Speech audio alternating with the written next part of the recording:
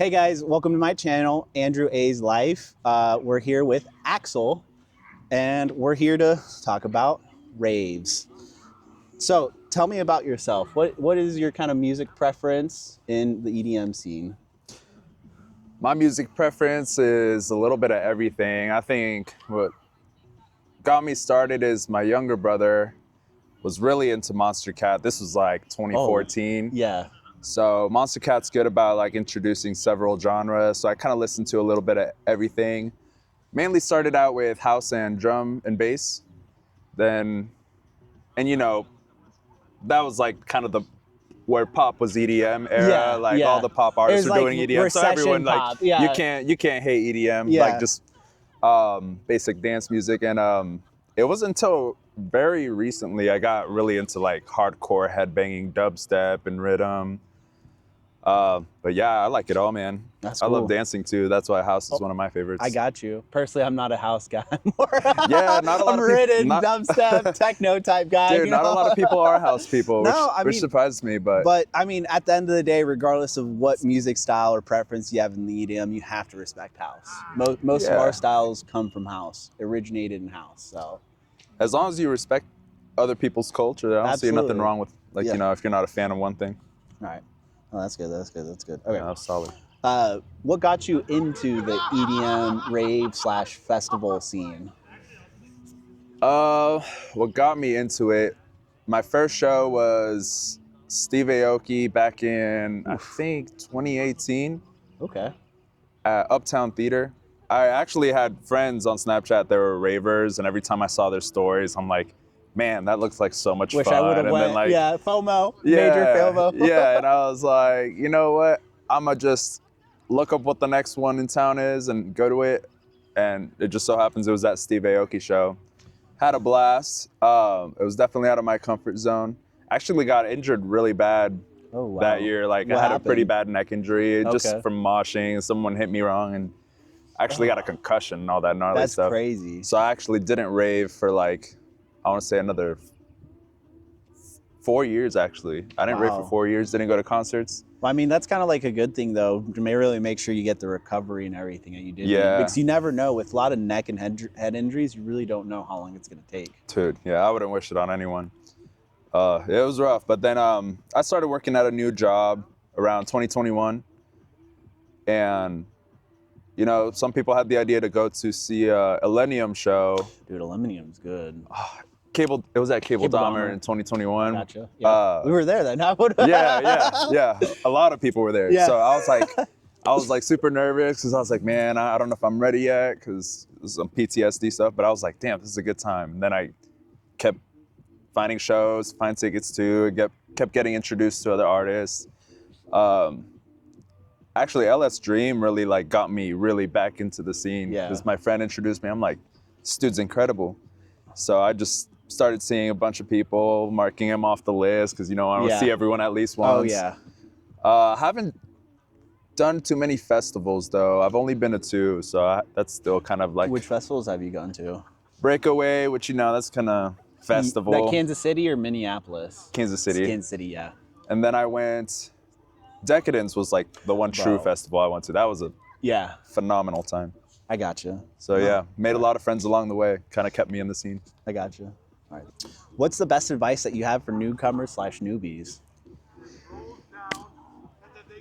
I always tell people, for newbies, like, don't start at the very front. Just kind of start kind of towards the back and just feel it out. Yeah, feel it out because you don't want to go like super hard right away. And also, given that past experience about my neck, I tell people, I show people how to headbang properly and like what kind of to avoid. From experience. Yeah, like there's a way to headbang and you can't just be moving your neck like crazy. Not with your lower back, you know? Yeah, like, you know, it's like it's a body thing. It's not just your head because that's what really messed me up. Don't buy things from strangers. Absolutely. Because you don't know what you're going to get, you know? Unless it's friends of friends, that type of stranger, or if you got test kits or something. Yeah, just get it from someone you trust. If that's something you're into. You know, everyone's friendly. Just keep the energy positive. That's about all I can say. That's good. What would you like to see added to raves or festivals, or things that could benefit the scene? That's a good question. I've never ever thought of that, I don't think. That's what I'm here for. Honestly, I would say this. I wish water was more easily accessible, or like, Yeah. like at least the places I've been to, like, which is mostly Kansas, but like, you can get charged for water and you spend like $5 for like you a gotta get a ECTC bottle water or a bottle. small thing. Like And if then they not had only drugs scattered around, that'd be awesome. Like Yeah. just fill up a cup, take a drink or two, and then you get back into it. instead of having to go all the way back to the bar or something like that. Yeah. Yeah, or someone's like passed out from heat exhaustion, or they took something that they shouldn't have. Like, I'm not gonna go wait in line for a water bottle that I have to pay $5 for. Like, I'd rather just get a couple cups and run it back to them. No, that's good. I would say good. that's probably what I would say. What has been, in your opinion, the best show or festival that you've been to?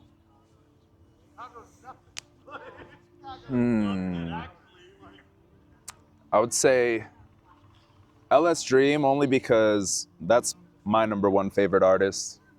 I saw him for Halloween. He came here 23, I think it was. Yeah, that sounds about right. Yep. That was a good show. Yeah. I saw him at, he did the Closey.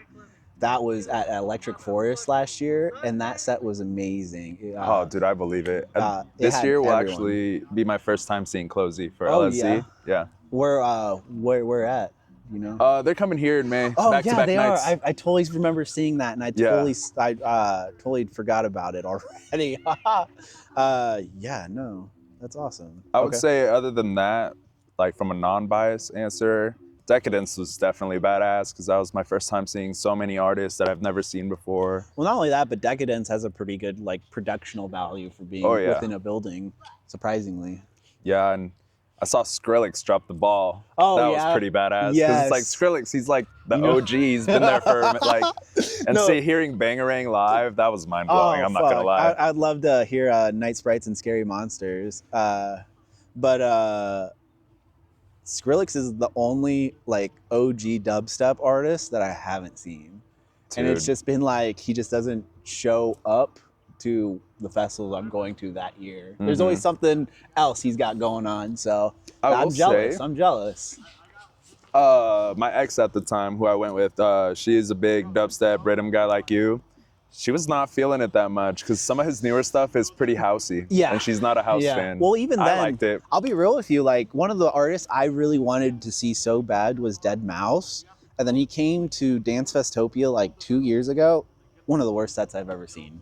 And it's because like he's gotten to the point where he's trying to expose the industry, in which saying like, virtually everything's pre-recorded. There's no real talent at the shows. So he kind of proves that with just not being the show. Yeah. He just kind of like, he went to Red Rocks for, I can't remember what show, a few months ago, but he was just sitting there playing a game while his set was going. And it's kind of like a joke because he's like, you come for the name, but at the end of the day, you still want to see something. Yeah. And it's like, why am I dropping all this money to see you just chill? And I get like you had that reputation, that standing, but like at least give us something.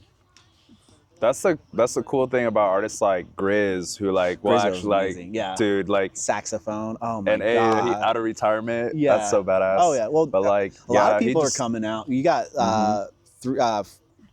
Swedish House Mafia. They came back after their 10-12 year hiatus, making sure. I wanted to go to Tomorrowland 2014 so bad because that was the last Swedish House Mafia that they were gonna have for a long time. They actually closed that out. And no one knew how long they would take to come back because, three of them, they all had, 2, a 3, and a 4-year-old kid. So they all wanted to spend time with their family. So totally understandable. Yeah, it's reasonable. But, that's pretty much you just never know. Like, I honestly wasn't expecting him to come back so soon. That surprised me. Yeah, it's only been a year. I was expecting at least 3, 4, 5 years. Honestly, like same. That. I was not expecting to hear from him so soon, but I'm sure he was starting to miss it a little bit. Yeah. He's like, all right, it's been long enough. When you're that involved and active. Yeah. Oh yeah. But one of the biggest names out there too. Like right now, for sure. But I appreciate you, Axel, coming on to my podcast or my interview, whatever you want to call this. But Guys, I would really appreciate the like, follow, subscription, Andrew AS Life. And please, guys, with Plura, stay safe. Have a good day and see you around.